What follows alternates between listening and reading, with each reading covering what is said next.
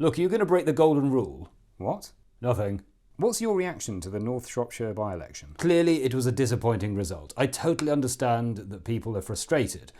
They elected me to get Brexit done. It turns out that they were the ones who got done. I hear what people are saying. Literally, people often shout at me in the street. In all humility, I have to accept the result.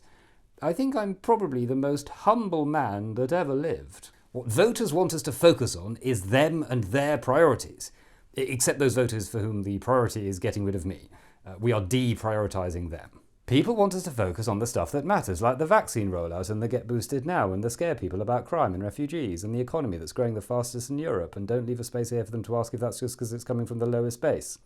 You shouldn't have read that bit out. Basically, what's been going wrong, Sam, is that you, a political reporter, have been focusing on politics and politicians, rather than simply regurgitating government press releases about how everything's going so well. So is it any wonder that people are annoyed? Do you accept that you are part of the problem? Look, with all humility and respect due to you, which is rapidly diminishing, those are the sorts of questions about politics and politicians that nobody likes, because when they hear the answers, they just get very, very angry. And nobody wants that, especially at Christmas. Of course I'll get round to fixing it, but that might be a bit tricky, because the it is basically me. Listen, Omicron is a serious threat. We've even got the army here helping out.